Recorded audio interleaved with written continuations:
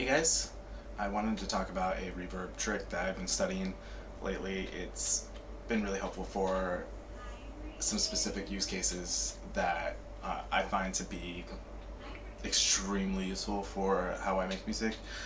How I make music is lots of trailer music, lots of big booms, and this reverb control trick has been really helpful. It definitely took some time to understand, and I wanted to lay it out for you guys here. Over here I have a piano sound. Pretty simple, basic. Repeats again. So here's a couple things that I want to do, and I'm going to illustrate this. The problem is when I add a reverb bus to this, even if I EQ it, it still interacts too much with my transient when the piano is louder.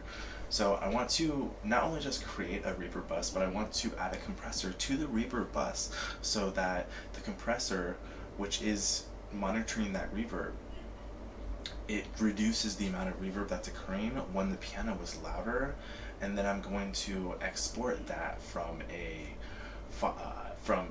basically just a bus, and I'm going to I'm going to record it into an audio track, and then we're going to just review what this looks like when I have a normal piano track, and then right next to it is the reverb that has been compressed. We're going to look at those waveforms. So there's a couple things that we need to do in order to get there. Add a send, reverb. I'm going to gloss over some of this stuff because the length of this video can get really long. I have to add a reverb, Valhalla reverb.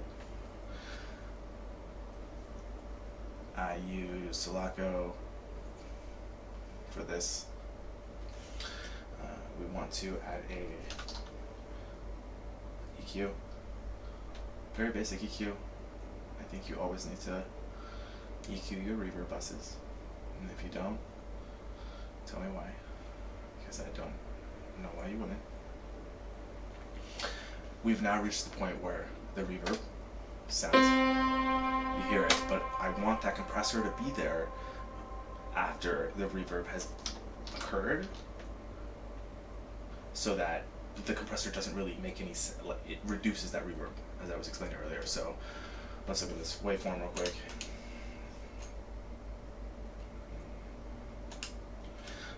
Right, so let's just look at this waveform. Can I switch to seconds? Oh, you're on seconds. Okay, so you start at 4, 2 seconds long. The half-life looks like, that's all on 4, 2, what's that? Okay, so the attack of the transient is very much under 0.1 seconds, which I think is it's 100 milliseconds. So as long as this is less than 100 milliseconds, I'm okay, but I think, no wait, I think I have the math wrong there. Regardless, I want my attack to be very small because I want the compressor to be activated as soon as it possibly can. I'm going to bring the threshold down to very light. For the illustration of this purpose, I'm going to bring it down all the way to like 40. Crush this sound with reverb. Crush with compressor what the reverb is monitoring. I'm going to increase the rate of compression to a limiting stance so that every single file or data type, like every single thing that goes above negative 41.3 will be compressed a lot as opposed to a little.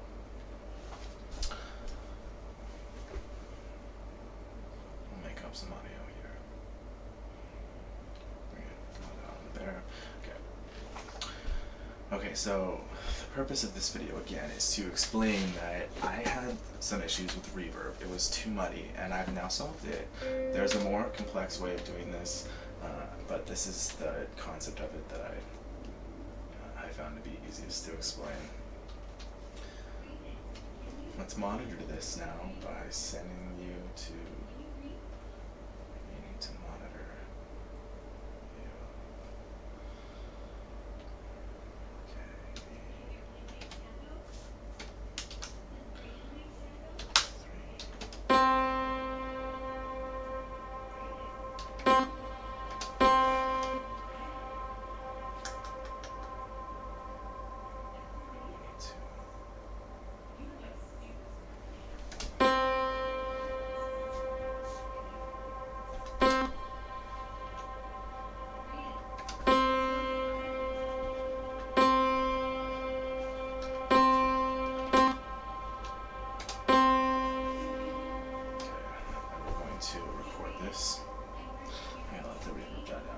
much reverb, it's almost like it's too much.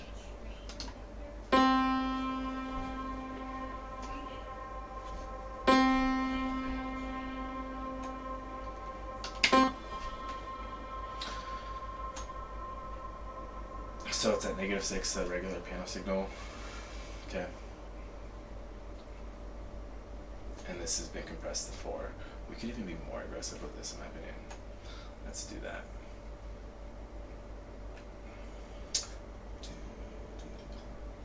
Sends, insert.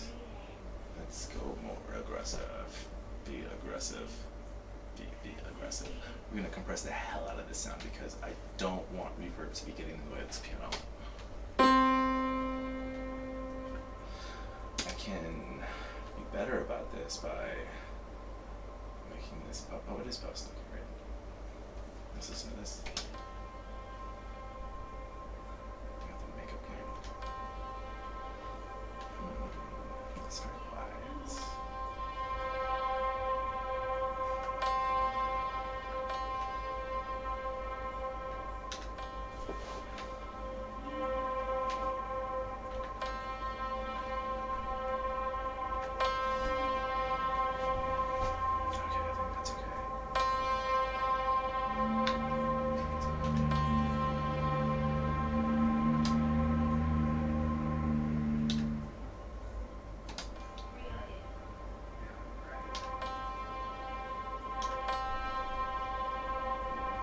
So the reason why I have to push this makeup gain up so far is because without it, we're doing a ton of gain reduction, almost too much, but I just am being over exaggerated here. Let's clear these out.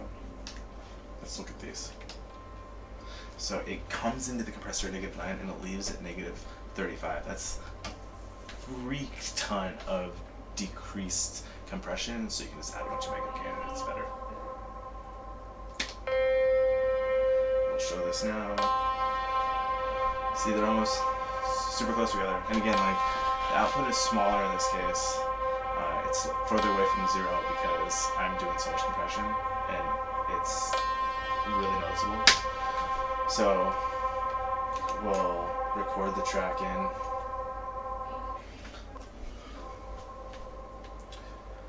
Let's see.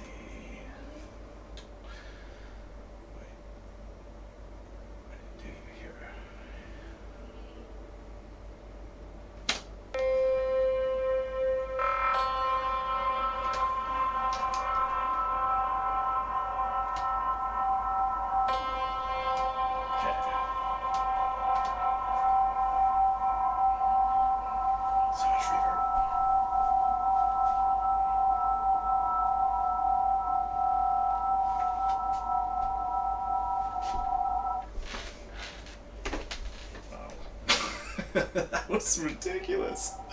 Look at that, still going. Wow. Anyways.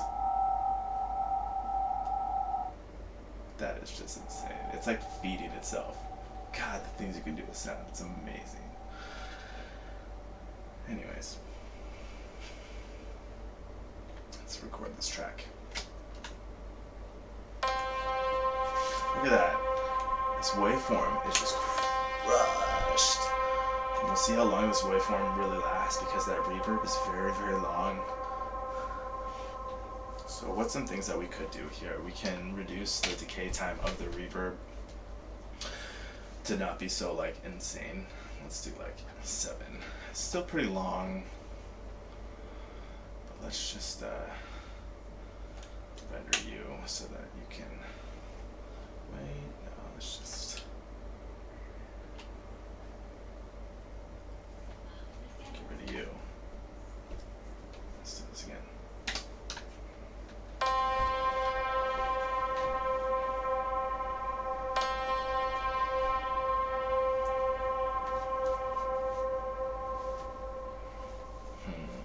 We still could probably kill it by a few more. I did not think I was going to be doing it this way. That's okay.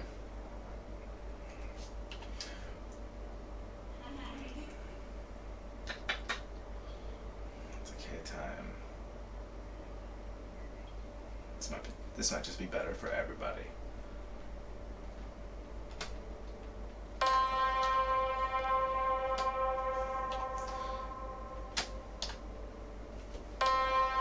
So it's probably gonna end like around here. Yeah, see, the waveform starts to get really tiny at the end there, which is good. I don't want it to always go to complete silence, so we'll go with that. Great, so now we have, as I was saying at the beginning of the video, we have the original piano signal, and then we have the reverberated piano signal.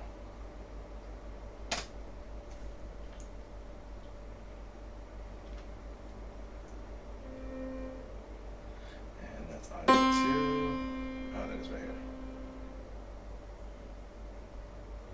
We're not getting any audio from that.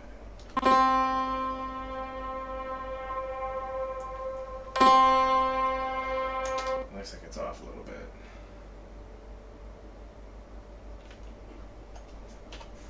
I was holding down duplicate like an idiot.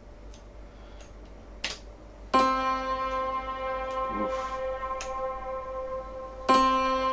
See? Okay, so this was probably longer than it needed to be, but we talked about a few things here, like the length of decay for reverb and other things that are just immediately applicable. Other use cases I'm going to do is I'm going to truncate this, reverse just this part in a duplicate area, and then like change the volume, increase it as time goes on to create that reversed cymbal action, but of a I'm gonna do this on the reverb send that's compressed, reversed, and have it lead up into this piano sound. I'm not gonna do it here, but that's how I start trailer cues. I have a big boom, and then after 4 measures of 1, 2, 3, 4, then I have that piano sound come in, but I have a reverberated reversed piano sound lead into the actual hit of the piano, and then maybe add a couple like 1/4 doublets or something delay, so that it kind of fills more space, and even reverb that delay a little bit. But that's my use case for why I wanted to figure this all out. So anyways, I hope that this is helpful, and if there's anything that we have questions on, I'd like to know, because I would totally like doing these videos, and I would totally do more if there were more questions.